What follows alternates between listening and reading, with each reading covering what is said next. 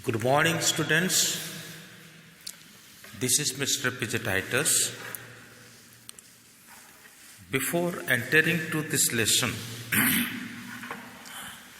I would like to ask you a simple question. What will happen if the carbon dioxide is increased too much? Or what will happen if the carbon dioxide decrease too much?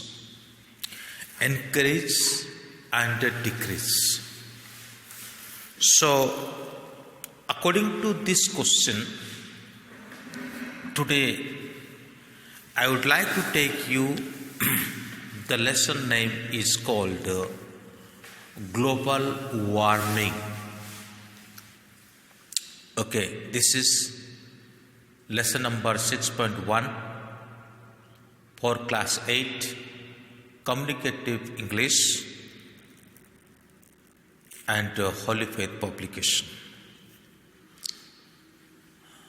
You know what I asked you about the answer. You might have the answer.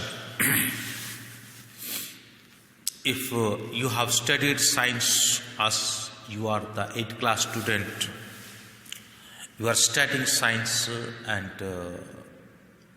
by that way you might have known something, and today we will learn something from this lesson.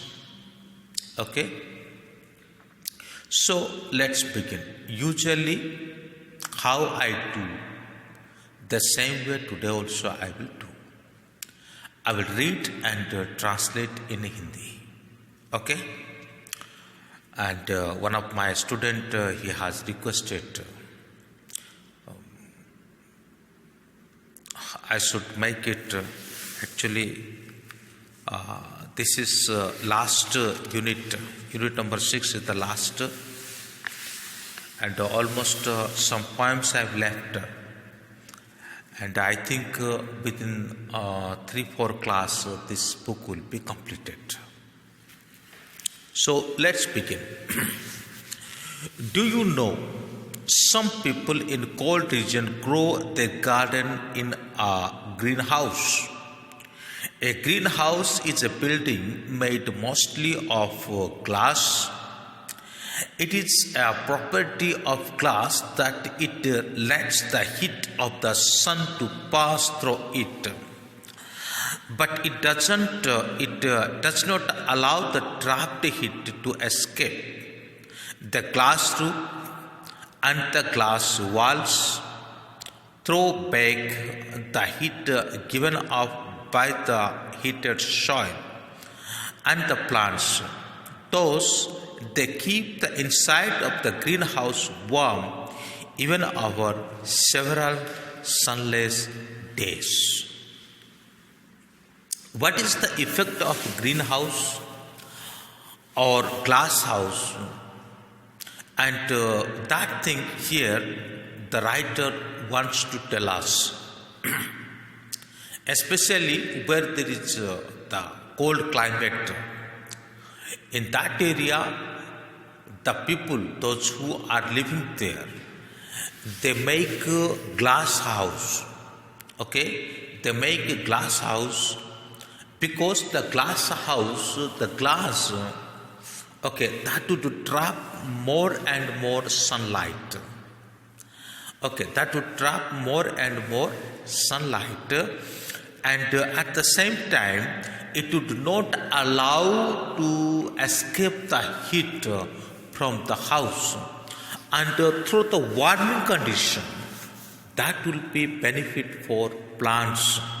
Okay, कुछ लोग ऐसे होते हैं जो क्या करते हैं, cold region में रहते हैं, ठंड जगह पर रहते हैं, वो क्या करते हैं, ग्लास हाउस बनाते हैं और ग्लास हाउस बना करके अपने पेड़ पौधे को उसी ग्लास हाउस में रखते हैं। वो इसलिए कि ग्लास जो ऐसा एक प्रॉपर्टी है जो क्या करता है कि ये सन रेस को बिल्कुल ट्रैप करता है और किसी भी कीमत पर उसको मतलब छोड़ता नहीं है। और सनरेज को ग्लास हाउस ट्रैप करता है और ट्रैप करने के कारण उसको खींच के लेता है। और इसी के कारण फिर क्या होता है कि वहाँ जो उस ग्रीन हाउस में और जो ग्लास हाउस में जो प्लांट्स को रखे हुए होते हैं, वहाँ का जो सॉइल जो है वो क्या, उसमें वार्मनेस आ जाता है और जो पेड़ होते हैं उनको थोड़ा हीट मिल जाता है। और साथ ही साथ जो उसमें जो बीज वगैरह डाले हुए होते हैं यानी सीड्स वगैरह डाले हुए होते हैं और मिट्टी वार्मनेस होने के कारण वहाँ पे क्या होने लगता है कि थोड़ा वो मतलब जो जर्मिनेशन का जो प्रक्रिया है वो थोड़ा अच्छा होता है। This is why many people in cold countries grow their garden in a greenhouse. और यही कारण है इसलिए जो लोग कहाँ रहते हैं, मतलब जहाँ पे कोल्ड एरिया में रहते हैं, वो लोग क्या करते हैं कि ग्रीन हाउस में ही अपने पेड़ पौधों को ग्रोइंग करवाते हैं। और क्योंकि इसके चलते उनको कई सारे फायदा होता है और जो सनलाइट को ये ट्रैपिंग करके रखता है, इवन कई दिन तक ये काम पे आता है। ठीक है, कई दिन तक ये काम पे आता है। कई दिन तक अगर लेस सनलाइट होता है तो भी ये उसी से काम चलता है। The warm atmosphere inside the greenhouse make the germination of seed and the growth of plants faster.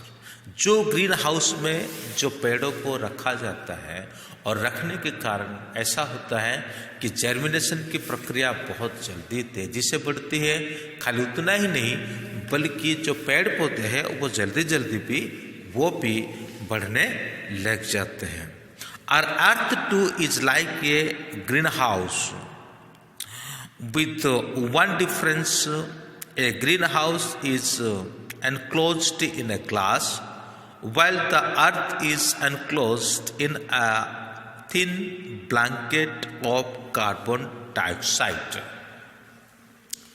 तो हमारा जो अर्थ भी एक ग्रीन हाउस की तरह ही काम करता है।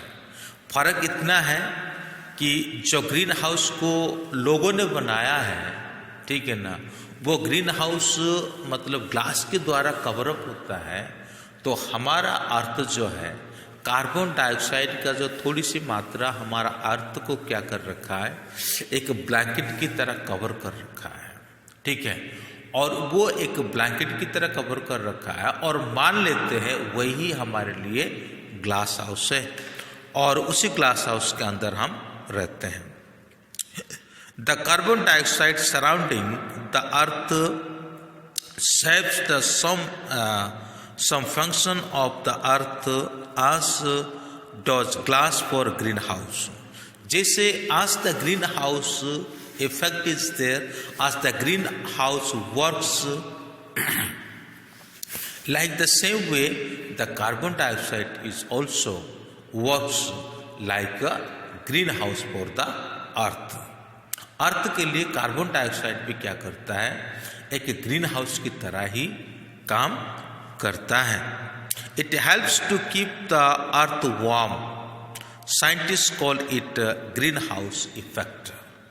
ओके, ये अर्थ को वार्म होने में मदद करता है, इसीलिए उसको क्या कहा जाता है, ग्रीन हाउस इफेक्ट। साइंटिस्ट उसको ग्रीन हाउस इफेक्ट कहते हैं। The amount of carbon dioxide in the air is only 0.03%, yet all plants and animals' life depends on it. The percentage of carbon dioxide in the air is kept almost constant by a series of natural processes. We call it the carbon cycle.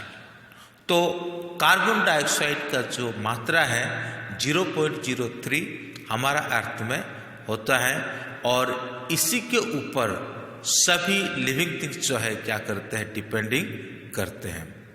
अगर carbon dioxide जो है, जो जिस प्रकार अपना nature में जो processing होता है, ओके, कार्बन डाइऑक्साइड का जो प्रोसेस है उसी को ही कार्बन साइकिल कहा जाता है। ठीक है ना, उसी को कार्बन साइकिल कहा जाता है। यानी कि हम देते हैं, हम और एनिमल्स, हम कार्बन डाइऑक्साइड को छोड़ते हैं और प्लांट उसको ऑब्जर्व करती है, मतलब प्लांट उसको लेती है और उसके बदले पे हमें ऑक्सीजन देती है। ये प्रक्रिया हमेशा चलता रहता है। This process that goes every day. A significant property of carbon dioxide is that, like a glass, it allows more heat to pass into the Earth's atmosphere than that allowed to pass out if the amount of carbon dioxide in the air were double. The temperature of the Earth would rise by 3 degrees Celsius.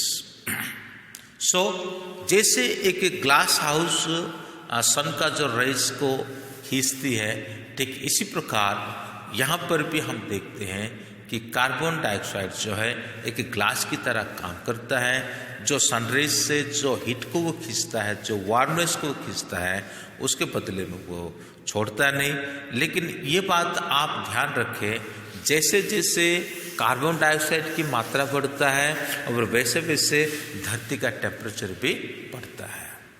As the carbon dioxide increases day by day, according to that way, the temperature of the earth also increasing day by day, है ना, उसके बढ़ोतरी के अनुसार temperature भी बढ़ता है। So you think that if daily जो होता है उसी से अगर थोड़ा ज़्यादा कार्बन डाइऑक्साइड हमारे धरती पे आ जाता है, यानी ये यदि डबल हो जाए, जितनी मात्रा में उसको होना चाहिए उससे डबल हो जाए, तो 3 डिग्री सेल्सियस होगा। और ये 3 डिग्री सेल्सियस होने के द्वारा क्या होगा कि अर्थ का जो मतलब वार्मनेस है वो और भी अधिक बढ़ जाएगा, टेम्परेचर जो है वो और भी अधिक बढ़ जाएगा। When it became 3 degrees Celsius, the temperature of the earth will be increased. After increasing of the temperature of the earth, what will happen? जब अर्थ का टेम्परेचर ही बढ़ जाएगा तो फिर क्या होगा, किस प्रकार का कंडीशन होगा, किस प्रकार की परिस्थिति होगा?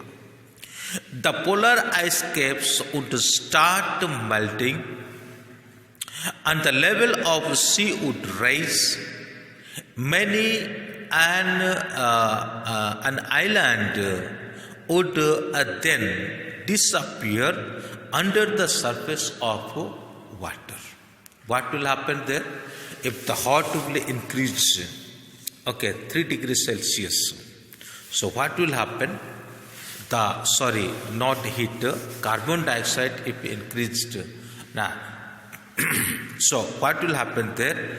So all the ice, that would melt, and gradually by the melting process the sea and river that would be filled. अभी तो बर्फ बन करके जो है और कार्बन डाइऑक्साइड की मात्रा यदि बढ़ जाती है धरती पे तो सारा बर्फ पिघलने लगेंगे, और पिघलने के बाद क्या होगा, ये नदियों में और साथ ही साथ समुद्र में बहते हुए जाकर के वहाँ रहेंगे। जैसे वो वहाँ जाके गिरेंगे नदियों में और समुद्र में, ऑटोमेटिकली पानी का जो स्तर है ना, वो क्या हो जाएगा, बढ़ जाएगा। ये क्या होगा, उसके बढ़ने के द्वारा। तो जैसे कि मैं अभी थोड़ी देर पहले कहा था कि अगर ये बढ़ेगा तो क्या होगा और ये घटेगा तो क्या होगा। तो बढ़ेगा तो पोलर आइस कैप जो है वो मेल्टिंग होना चालू कर देगा, और उसके जरिए क्या होगा, जो सी है और रिवर है वो सभी क्या हो जाएंगे, भरने लग जाएंगे, और जितने भी टापू है वो सारे टापू जो है क्या हो जाएंगे, डूब जाएंगे। जो आइलैंड्स हैं समुद्र के बीच बीच में, है ना, हमारा आइलैंड जो इंडिया में है, एक तो अंडमान निकोबार है, दूसरा लक्षद्वीप है, ये आइलैंड ग्रुप है, और इस तरह के कई छोटे छोटे आइलैंड्स हैं, जैसे रामेश्वरम है, एक आइलैंड में बसा हुआ एक शहर है ना। तो ये सभी क्या हो जाएंगे, पानी भर जाएगा, तो पानी भरने के चलते क्या होगा, ये गांव, ये शहर भी और ये आइलैंड्स जो है ये भी डूबने लग जाएंगे और डिसअपियर हो जाएंगे। कुल मिला के बात ये है कि डिसअपियर हो जाएंगे। The amount of carbon dioxide in the air dropped, the temperature of the earth would fall, okay, and the ice cap would expand. अगर कार्बन डाइऑक्साइड की मात्रा बढ़ोतरी कम हो जाएगा तो ऑटोमेटिकली टेम्परेचर डाउन हो जाएगा, और टेम्परेचर डाउन हो जाएगा तो आइस कैप जो है ये एक्सपैंड होगा, यानी आइस का जो मात्रा है बढ़ने लग जाएगा। आइस मेल्ट नहीं होगी बल्कि वो एक्सपैंड होना शुरू कर देगा। The level of the water in our seas, river and wells would go down. Consequently, there would be a great shortage of water. अगर इस प्रकार रूप ले ले कार्बन डाइऑक्साइड तो हमारे लिए पानी की कमी हो जाएगी। क्यों? क्योंकि सारा पानी जो है, जो फ्रेश वाटर जो है वो बर्फ पिघलने के द्वारा हमको मिलता है कि नहीं, लेकिन वो बर्फ ही बन करके रह जाए तो फिर हमें पीने के पानी कैसा मिलेगा, नदी कैसी भरेगी। समुद्र तो खैर वो बहुत विशाल है, वो जितने भी भरती है तो भी भरती नहीं है, लेकिन ऐसा माना जाता है कि अगर सारे बर्फ पिघलने लगेंगे तो समुद्र भी भर जाएगा, सारे टापू डूब जाएगा। इस प्रकार की परिस्थिति भी हो सकता है। लेकिन ये बर्फ ही नहीं पिघले तो समुद्र से पानी कहाँ से आएगा? ये बर्फ ही नहीं पिघले तो नदी में पानी कैसा बढ़ेगा, बल्कि चारों ओर सूखा पड़ जाएगा। तो इसीलिए करना क्या है, Thus, it is very important that the balance of carbon dioxide in the atmosphere is not disturbed. So that is very, very important. As the percentage of carbon dioxide should be in the Earth atmosphere, like the same way, let it to be there as its own position. तो हमें यही सोचना है, हमें यही करना है कि उसको उतने में ही रहना जरूरी है। उसका जो स्तर है, उसका जो मात्रा जितना है उतना मात्रा में ही रहना जरूरी है, अन्यथा डिस्टर्बेंस होगा। Let us see what actually happen.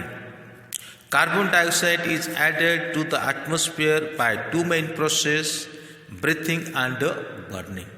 Carbon dioxide का क्रिएशन होना, इसमें दो मेन प्रोसेस है। एक प्रोसेस तो ब्रीथिंग, मतलब हम जो सांस छोड़ते हैं, एनिमल्स जो सांस छोड़ते हैं, और दूसरा है बर्निंग। जो बर्निंग बोले तो कोयला के द्वारा बर्निंग हो, फ्यूल के द्वारा बर्निंग हो, लकड़ी के द्वारा बर्निंग हो, धुआं फैलना। All living thing breathe out carbon dioxide into atmosphere. The air breathed, it contains only 0.03% carbon dioxide, whereas the air breathed out contains 4%. तो यहाँ पे हम देखते हैं कि हम जितने भी मतलब कार्बन डाइऑक्साइड छोड़ते हैं वो कितने परसेंटेज में रह जाता है, 0.03% में रह जाता है। Thus, breathing leads to increasing the amount of carbon dioxide in the air. तो जैसे मतलब कार्बन डाइऑक्साइड को एस्केप करने के लिए कोई जगह नहीं मिलेगी तो वो बढ़ती ही जाएगी। तो उसको एस्केप करने के लिए सिर्फ एक ही मात्र जगह है जो है फॉरेस्ट। फॉरेस्ट ही उसको क्या कर सकती है, यानी जंगल ही क्या कर सकती है, पेड़ पौधे क्या कर सकते हैं, उसको ऑब्जर्व कर सकते हैं। Also large quantity of carbon dioxide as produced by burning of wood, coal and oil are automobiles to add a tremendous amount of carbon dioxide to the atmosphere.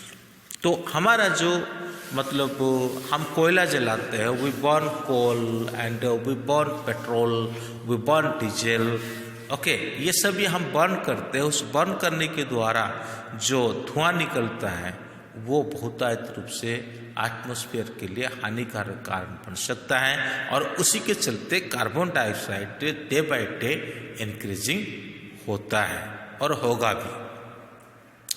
The main way in which carbon dioxide is removed from the atmosphere is through photosynthesis. Carbon dioxide तो photosynthesis के प्रक्रिया के द्वारा क्या होता है, वो घटता है ना, घटता है।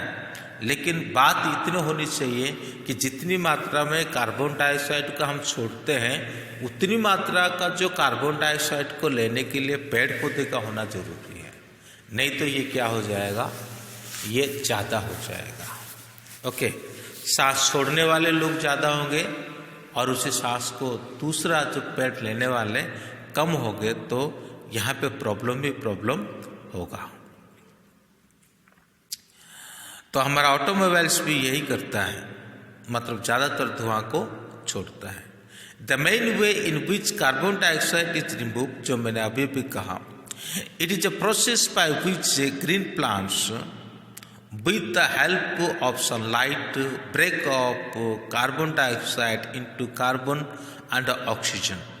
Carbon is retained by the plants as their food. Oxygen is set free for the use of animals to breathe. All animals depend directly or indirectly on plants for their food. And all plants need to turn depend on carbon dioxide breathed out by animals. तो इस प्रकार animals यानी living things और plant ये दोनों एक दूसरे के ऊपर डिपेंड करते हैं।